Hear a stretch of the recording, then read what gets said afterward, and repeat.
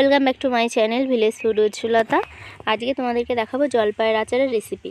পাশের বাড়ি এক কাকিমা এই যে জলপাইগুলো দিয়েছে, তো এর মধ্যে একটু যে দাগ টাগও আছে অনেকগুলোই, আবার পোকা টোকাও থাকতে পারে, ওগুলো আমি একটু ধুয়ে রেখেছিলাম জল ঝরাতে। এবার এই গ্রেটারটা দিয়ে গ্রেট করে নেব, বা তোমরা এর থেকে মোটা মোটা যেটাই গ্রেট হয় সেটা দিয়েও করে নিলে পারো।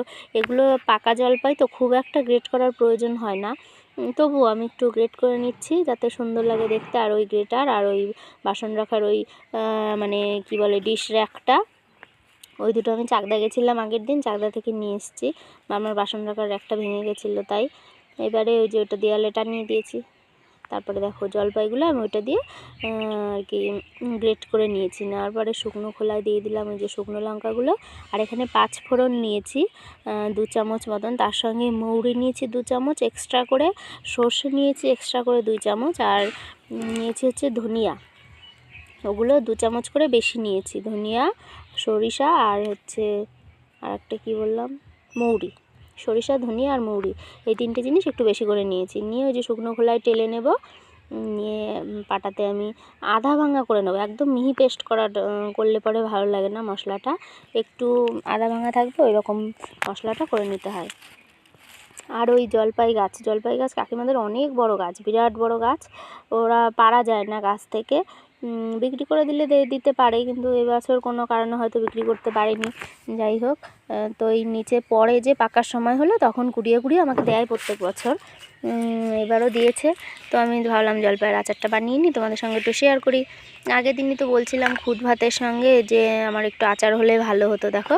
আর এই যে পরের দিনই কাকিমা আমাকে জলপাই দিল, তো জলপাইটা দিয়ে আচার বানিয়ে নিয়েছে। এবার ওই যে মশলাটা গুঁড়ো করে নিলাম দেখো, আর ওই জলপাইটা ওই যে কুচিয়ে নিয়ে রেখেছি এর উপরে মশলাটা দিয়ে দিচ্ছি। কড়াইতে তেল গরম হওয়ার জন্য দিয়েছি, সেই ফাঁকে মশলা গুঁড়ো করে নিয়ে এই যে জলপাইয়ের উপরে দিলাম।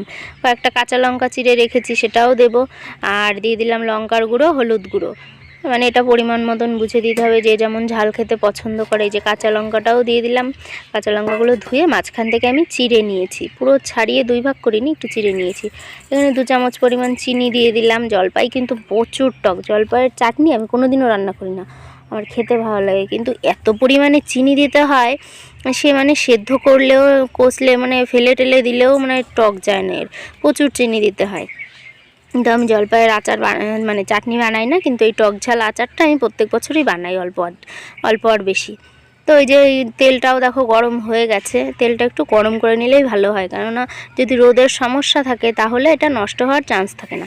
তো এই তেল গরম হয়ে গেছে, এই তেলটা এবারে দিয়ে দিলাম এর ওপরে। পাত্রটা একটু বড় নিতে হবে, যে পাত্রে এটা মিক্সিং করা হবে সেই পাত্রটা একটু বড় নিতে হবে, না হলে এই যে তেলটা যে টকবক করে ফুটছে, ফুটতে ফুটতে পড়ে যাবে বা হাতে ছ্যাঁকা লাগার চান্স থাকে। তোমরা চাইলে এর মধ্যে রসুনও দিতে পারো, রসুন দিলেও খুব সুন্দর একটা সেন্ট হয়, বাড়িতে ট্রাই করো অবশ্যই সবাই।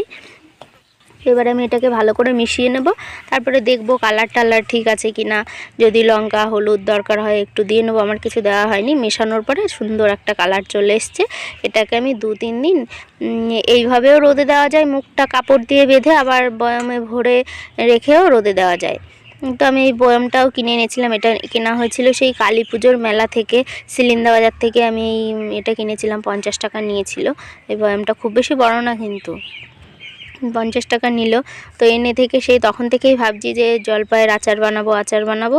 তো এইবার এতদিন পরে জলপাই হাতে পেয়েছি, আর কিনে এনে বানানো যেত, বানাবো করে বানানো হয়নি।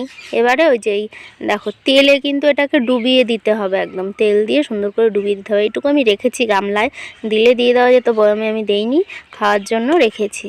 এটা কিন্তু ভাত দিয়ে বা ডাল রান্না করলে ডাল ভাতের সঙ্গে খুব ভালো যায়, রুটি দিয়েও খাওয়া যায়, দারুণ টেস্ট। তোমরা কিন্তু বাড়িতে ট্রাই করো সবাই। দেখাবে পরের ভিডিওতে, টাটা।